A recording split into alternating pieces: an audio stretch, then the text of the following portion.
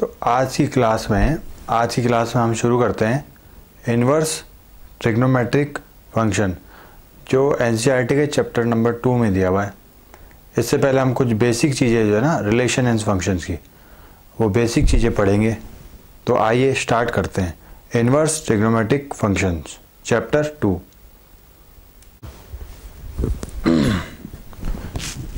मिटा देता हूँ, अभी ये जो लिखा हुआ है ये मिटा देता हूँ।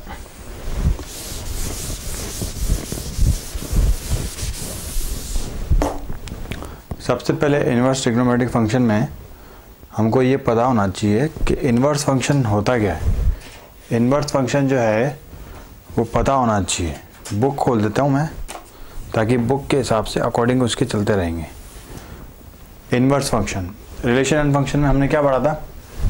अगर कोई फंक्शन गिवन है एफ ऑफ एक्स ये हमारे पास गिवन है, तो हम कहते थे F inverse exist when F of X is 1 and onto. ठीक है, तो अगर एफ ऑफ एक्स 1 और ऑन टू है तब हम कहेंगे कि उस फंक्शन का इन्वर्स एग्जिस्ट करता है। अच्छा, ट्रिग्नोमेट्रिक फंक्शन क्या होता है? ट्रिग्नोमेट्रिक फंक्शन ये होता है sine theta, cos theta, tan theta, sec theta, cot theta, cosec theta. Trigonometric function ये कभी भी 1 ऑन टू नहीं होते हैं। तो 1 ऑन टू नहीं है, इसका मतलब क्या हुआ? इन्वर्स निकाल नहीं सकते। पर ऐसा थोड़ी है, इसका इन्वर्स हम निकाल सकते हैं।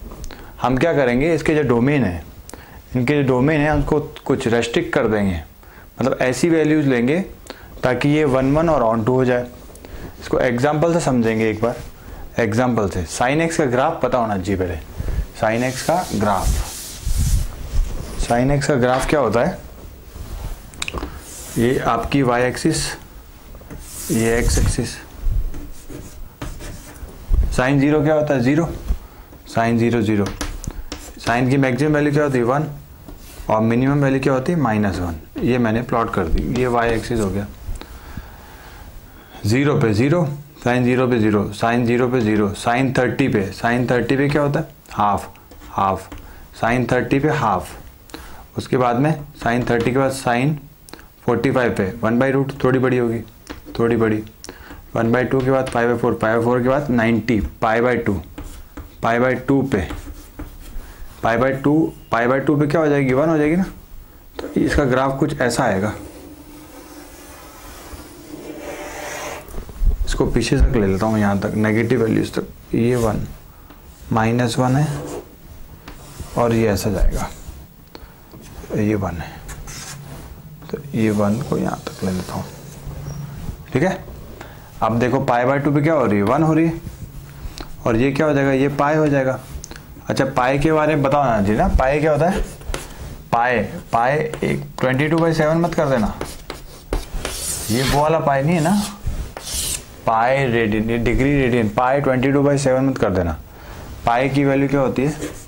पाई इक्वल्स टू होता है pi radian equals to 180 degree. Pi angle measure करते हैं इससे। तो पाई हो गया। फिर ये क्या हो जाएगा?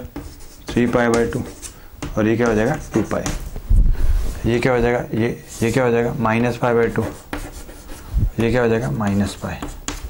ठीक है, तो x की नेगेटिव वैल्यू सारी यहाँ, पॉजिटिव सारी की सारी यहाँ हो जाएगी। अब देखो ध्यान से, 1 और मिनिमम का मतलब क्या है? 1 और ऑन टू फंक्शन का।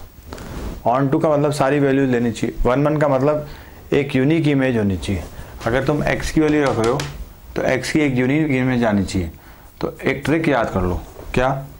अगर x एक्सिस के पैरेलल अगर मैं एक लाइन ड्रॉ करूं, ये कर दी लाइन ड्रॉ, तो ये फंक्शन को दो अलग अलग पॉइंट पे इंटरसेक्ट कर रही है या सेम पॉइंट पे? y की दो अलग अलग वैल्यू आ रही है कि नहीं आ रही है?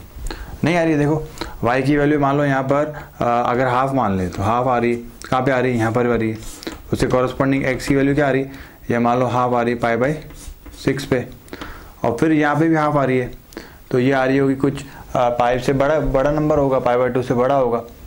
तो पाई बाय 6 से कुछ यहाँ भी आ रही होगी, ये मान लो 90 से बड़ा number, pi by 2 plus pi by 6 कर लो, पाई बाय 2 प्लस 90 प्लस 30 120, 120 को लिख दोगे तुम, कुछ भी लिख दो, मान लो मैंने x लिख दिया, तो दो कॉरस्पॉन्डिंग वैल्यू तुमने डाली और उसके कॉरस्पॉन्डिंग इमेज क्या आ रही है, एक आ रही है ना, तो ये तुम्हारा डोमेन और उसकी इमेज क्या आ रही है, यूनिक नहीं आ रही। इन दो का एक के साथ लफड़ा हो गया ना, दो का एक के साथ लफड़ा, तो यूनिक इमेज नहीं हो रही है, तो इसलिए ये 1 1 नहीं है। तो करे क्या, 1 1 बनाने के लिए इसको क्या करना पड़ेगा, 1 1 बनाने के लिए देखो ध्यान से, अगर मैं इस हॉरिजॉन्टल लाइन को मिटा दूं, इसको मिटा दूं, तो ये क्या बन जाएगा, 1 1 कब होगा, जब ये सारी वैल्यूज ले -1 से लेकर 1 तक। देखो इस डोमेन में -1 से लेकर 1 तक अगर कोई भी हॉरिजॉन्टल लाइन ड्रॉ करोगे तो ये यहाँ तक की बात हो रही है, यहाँ तक की बात, ठीक है, -π/2 से π/2 तक। जब तुम वैल्यूज लोगे तो होगा क्या, सारी वैल्यूज लेगा ये -1 से लेकर 1 तक, जो कि इसकी रेंज है, -1 से लेकर 1 तक, -1 से 1 तक रेंज लेगा। और हम क्या कर रहे हैं, पुट क्या कर रहे हैं, डोमेन -π/2 से π/2 तक।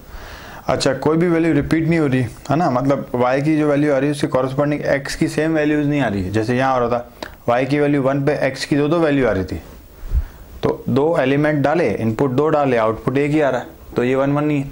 अब देखो यहाँ पर कोई भी वैल्यू डाल दो, ये 0 है तुम्हारा ओरिजिन, 0,0 तुमने डाल दिया -π/2, तो क्या आ गया, -1 आ गया।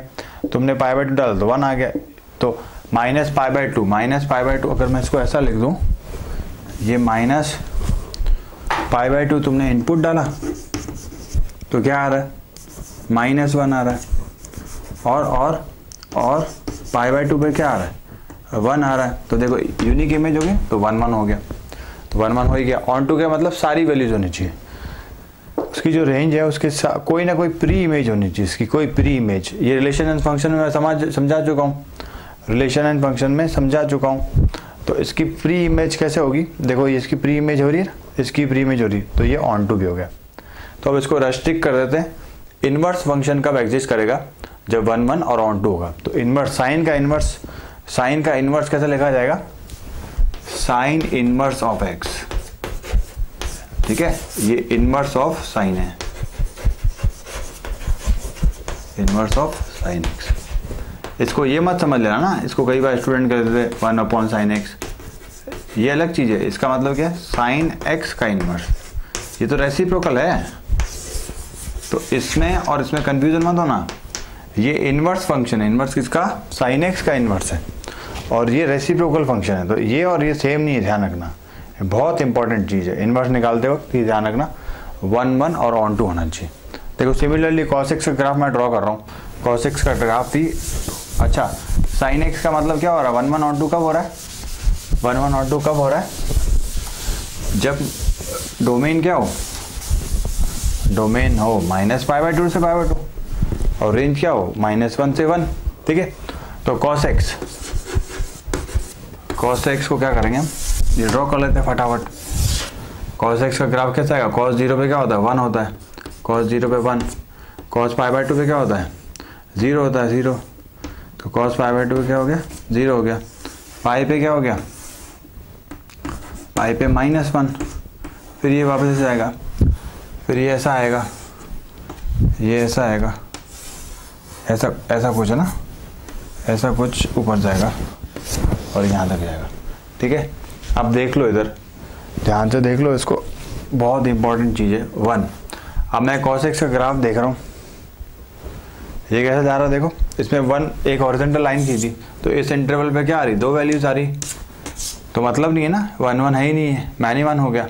तो इंटरवल क्या लेंगे, इंटरवल लेंगे देखो 0 से इस पर पाई, तो sin x की क्या हो गई, प्रिंसिपल वैल्यू रेंज। पहले cos x की मैं अभी बता रहा हूँ, sin x की पहले निकाला था, ग्राफ में क्या हो रहा था, तो sin x की प्रिंसिपल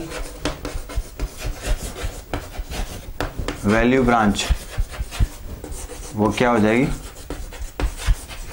भाई, तुमने क्या पुट कर सकते हो, -π/2 से π/2 और फिर -1 से 1, ये इंक्लूडिंग हो गया।